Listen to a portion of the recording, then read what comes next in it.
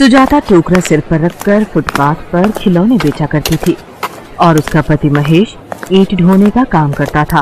दोनों पति पत्नी मेहनत करके गुजारा कर रहे थे। खिलौने ले लो भैया, गुड़िया, गुड्डा, ये झुनझुना, गेंद बल्ला। नहीं लेना बहन, आगे जाओ। क्या करूं, आज तो एक भी खिलौना नहीं बिका। दिवाली के दिनों में भी कोई कमाई नहीं हो रही। सब लोग दुकानों से ही खिलौने खरीदते हैं। दीपू, तेरे बापू अभी तक नहीं आए। चल हम घर चलते हैं, तब तक तेरे बापू भी आ जाएंगे। माँ, बहुत भूख लगी है, मुझे कुछ खाना है। अभी जाकर मैं तेरे लिए रोटी बना दूंगी। सुजाता घर पहुंचती है और दीपू के लिए रोटी बनाने लगती है। अरे, आटा तो एक ही रोटी का रखा है। अभी दीपू के बापू आएंगे तो उन्हें क्या दूंगी?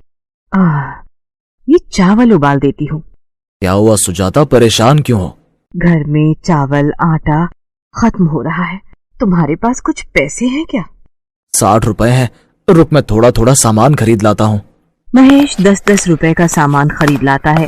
2 दिन तो गुजर जाता है, पर अगले दिन सुजाता का अहोई अष्टमी का व्रत था। सुजाता निराहार रहकर व्रत और पूजा कर रही थी। उसने अहोई माता की तस्वीर दीवार पर बनाई। तभी उसका बेटा दीपू आ जाता है। माँ, ये किसकी तस्वीर बना रही हैं? दीपू बेटा, ये अहोई माता है। आज अहोई अष्टमी का त्योहार है, इसीलिए मैं इनकी पूजा कर रही हूँ। पर माँ, त्योहार पर तो पूड़ी पकवान बनते हैं, आपने तो कुछ भी नहीं बनाया। दीपू बेटा, मेरे पास इतने पैसे नहीं है कि मैं पूड़ी पकवान बना सकूं, इसीलिए ये चीनी का भोग लगा रही हूँ। पर माँ, तुम शाम को फिर क्या खाओगी? तुम भी तो सुबह से भूखी हो। दीपू बेटा, तेरे बापू आएंगे ना, तो वो सब्जी तरकारी लेकर आएंगे, फिर मैं वही बनाऊंगी। उसके बाद ही हम खाना खाएंगे। अब इन 200 रुपए से सब्जी और राशन आ जाएगा। कम से कम सुजाता को शाम की पूजा में बनाने के लिए खाने का इंतजाम हो जाएगा।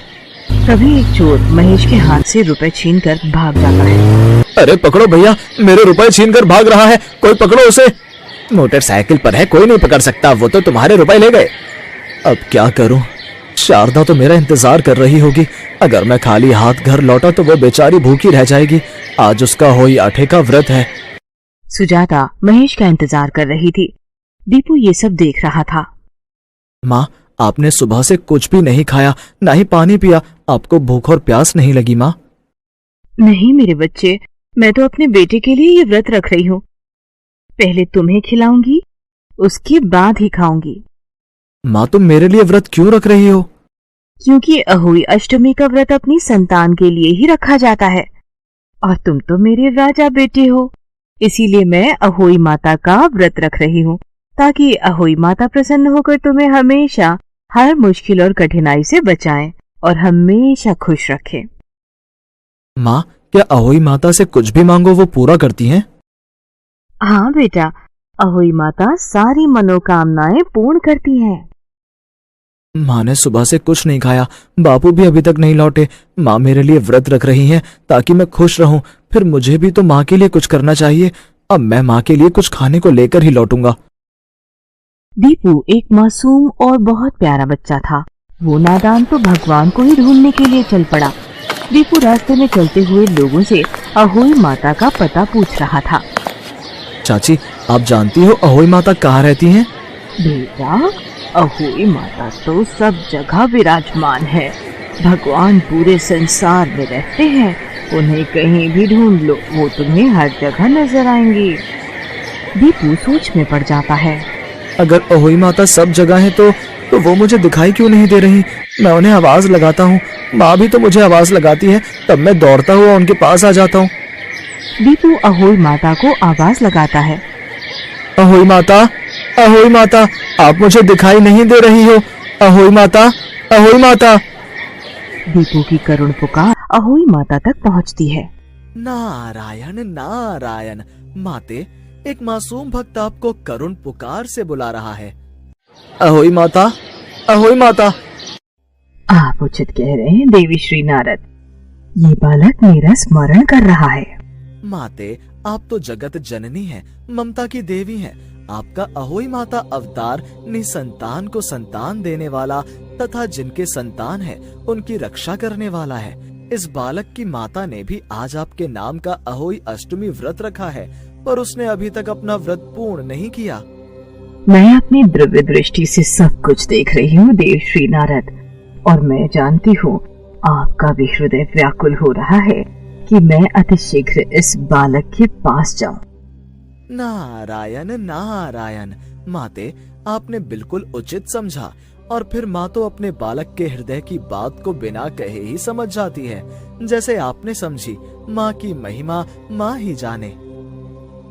इसके पश्चात अहोई माता दीपू के सामने प्रकट होती है। अहोई माता, अहोई माता। दीपू बेटा, देखो मैं आ गई हूँ। बताओ तुमने मुझे क्यों बुलाया? आप तो बिल्कुल वैसे ही दिखती हो जैसे माँ ने दीवार पर बनाई थी। दीपू की मासूम बातें सुनकर अहोई माता मुस्कुराने लगती हैं। अहोई माता, माँ ने सुबह से कुछ नहीं खाया है। मुझे उनके लिए खाना लेना है, आपकी पूजा में चढ़ाने का सामान लेना है।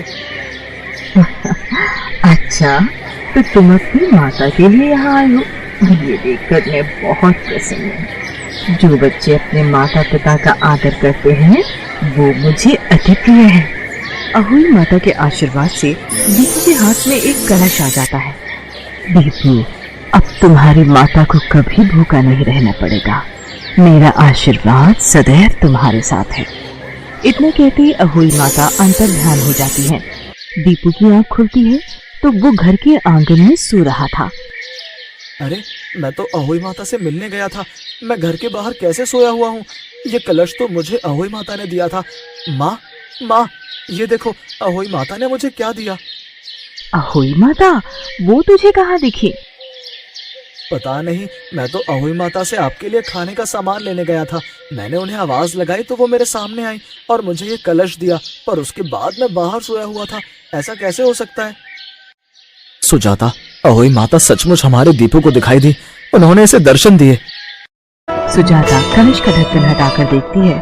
उसमें सोने के सिक्के भरे हुए थे। क्या सचमुच अब हमारे दुख दूर हो जाएंगे? हाँ मेरे बच्चे, माँ अहोई के आशीर्वाद से हमारे सारे दुख दूर हो गए। हे मैया, आपकी जय हो। जय अहोई माता, जय अहोई माता। सुजाता महेश और दीपू के साथ मिलकर अहोई अष्टमी की पूजा और आरती करके अहोई माता को प्रसाद भोग लगाकर अपना व्रत पूर्ण करती है। उस दिन से अहोई माता के आशीर्वाद से सुजाता के परिवार में खुशियां आ जाती हैं।